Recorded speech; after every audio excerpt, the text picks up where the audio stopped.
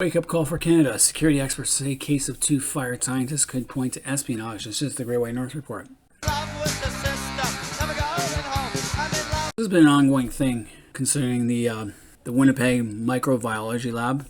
It's a level 4 lab, and how they escorted two Chinese researchers out of there 2 years ago. And we still have no answers as to why, if any charges are being laid, and if they're still in Canada per se. Now this couple, their husband and wife team, shared information, virus samples from a high security lab with a Chinese institute in Wuhan, the same Wuhan lab that released the CCP virus upon the world. Seen in this photo is Dr. Xinhua Kui, a prominent virologist at the forefront of the ongoing RCMP investigation. And this is an undated screen grab at the Winnipeg-based National Microbiology Lab. She was fired from her post in January, but officials won't say why. So again, they're hiding the truth, just like Fauci hid his emails. China says that scientific cooperation with Canada should not be politicized, responding to questions about two scientists fired from Canada's only level 4 lab, which has led to an RCMP investigation, demands for details in parliamentary, and concerns about Chinese espionage. First of all, everything in China is politicized. There is no such thing as an unpoliticized scientific research in China. Everything is geared towards the Chinese Communist Party and their agendas. Obviously, they used our lab to gain valuable insight in how to run a microbiology lab. So this is Dr. Kui and her husband, Kading Cheng, were marched out of the Winnipeg-based lab 2 years ago. I did a segment on that, and stripped of their security clearances. These aren't even Canadian citizens. They were officially fired last January. Why? What's the reason? Now, this is probably a case of Chinese espionage. Well, obviously, I wouldn't call it exactly espionage because they didn't exactly have to hide anything, simply because we allowed them to walk in. We allowed them to bring students from China over to train them. We trained that Wuhan Institute. We trained those people on how to run one, and look what happened. They screwed up and they let something out of the bag. So to go as far as say Chinese infiltrated one of the highest prized national security elements when it comes to biosecurity and biodefense. As Christian Leprec, a security expert and professor of the Royal Military College and Queen's University, well, it didn't take that long. Canada was a willing partner, allowed them to come in to do research, especially in the aftermath of the SARS outbreak. We basically handed them the keys to allow them to come in, do some research, and then to take it back to China for their own gain. And look what happened, because our Canadian politicians have yet to get their head out of their ass. Of course, the CCP and their mouthpiece, Wang Wenbin, says it's quite normal and should not be politicized. Everything is politicized. After all, they got Kovrig and Spavor in a prison as part of hostage diplomacy. They politicized the extradition treaty we have with the United States in the Meng the Merciless case. Now, this couple in 2019 shared information and samples of Ebola and Hennepin with the Wuhan Institute of Virology. Who knows what else his lab was cooking up. China says scientific cooperation is usually a one-sided affair, because a level 4 virology lab is equipped to work with the most serious and deadly human and animal diseases. China didn't have one of those, at least not officially, until the Wuhan one opened up. And like I said, husband and wife team brought students from China, from Wuhan, to this lab to train them. And they were probably doing other stuff on top of that. Espionage is not out of the question. They were definitely looking into every kind of research that we have and sending it back. So now for months now, the Special Parliamentary Committee on Canada-China Relations has been demanding that the PHAC provide answers around that shipment of viruses and the reason that the scientists were fired and whether they are Canadian citizens. Hell, we don't even know if they're Canadian citizens, permanent residents, or what. I don't even know if they're still in here. Now, Public Health Canada has refused, citing privacy legislation. It involved a possible policy breach in an administrative manner that the public was never at risk. However, because of the pandemic, officials said it's a matter of national security. So they're hiding something if they don't want to do that. And it's going to become even uglier if we find out the truth. It'd be like the Fauci emails. So last week, Parliament passed a Conservative motion demanding that Public Health Canada turn over hundreds of pages of uncensored documents. These documents are now shared with the National Security Intelligence Committee. They're made up of MPs who are appointed by the Prime Minister and provide national security clearance. So let's see what happens.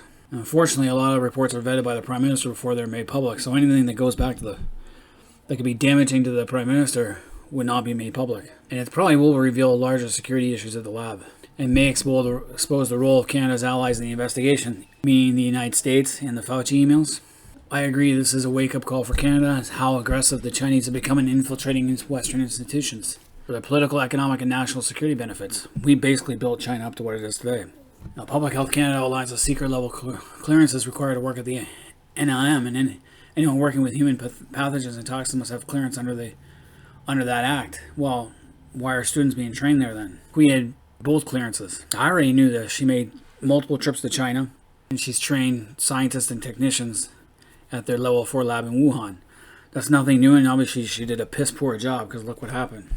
These trips were funded by a third party, the identity which had been redacted. So obviously they're hiding who did it, who gave permission. Now, as mentioned, Kui brought over Chinese graduate and postgraduate students to work in her lab. So she's bringing her own people from China over to work in the lab instead of getting Canadians to do it. This is our biggest problem. We allow foreigners into our labs, not necessarily our allies. One of those scientists was Fei Wuyan from the People's Liberation Army, Academy of Military Medical Science. So already, that's a political tool. Public Health Canada, Eric Morissette, declined to answer questions about Yan's work in Winnipeg, saying the individual was not an employee of the lab. If he's not an employee, why is he there? We co-authored at least 8 publications with this guy. She's working in Canada, sharing her research with this guy. So it's a lack of oversight and just gross incompetence on the part of Public Health Canada and being naive and stupid. So we don't even know where these people are. They were last publicly seen at a memorial service for Dr. Plummer, the former head of the National Lab, who died February 2020. They've never been reached for comment, despite visits to 2 Winnipeg homes. They have 2. And neighbors say they haven't seen the couple of their primary residents for months. The second home is a rental property. Former coworkers say Kui also bragged about owning a mansion in China.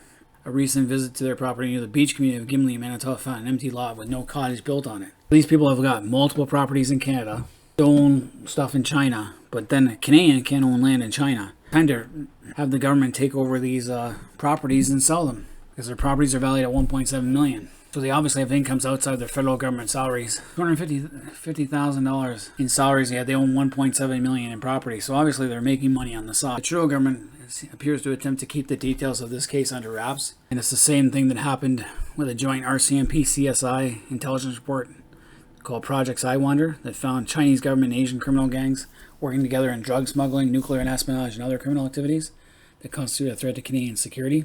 The report was shelved amid allegations of political pressure not to antagonize China by the then Liberal government, who was trying to encourage more trade between the two countries.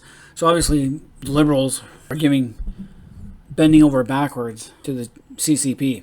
The Chinese Communist Party is screwing us up the ass, and we don't have without even having the courtesy of giving us a reach around. So Liberals can't be trusted in any ties with China, and the sooner we get them out, the better.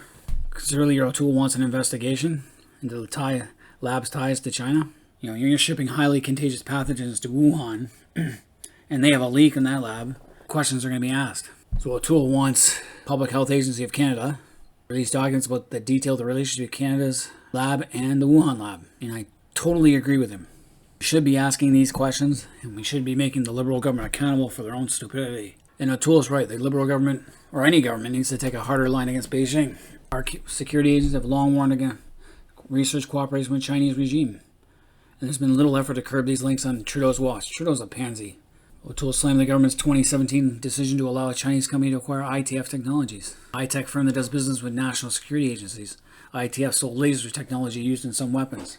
Wants to ban Huawei. I'm all for that. For years, Trudeau promised action, and this is Justin Trudeau's legacy. Do nothing. Trudeau pledged to explore deeper trade relationships with China. So the sooner we get Trudeau out, the better. Unfortunately, a Green Party member crossed the line to join the Liberals. But we really need to look into what's going on, because the Fauci emails demonstrated that this virus came out of a Wuhan lab, and a lot of people have suffered because of this. I know of a couple of people from my own hometown who died from this, and I like to get to the bottom of it myself. Any Canadians there, let me know what you guys think. Should we be demanding the government take firmer action against China and to find out what the hell's going on? Trudeau needs to open up and be honest about stuff. Anyway, leave your comments below, and till next time, it's been the Great White North Report.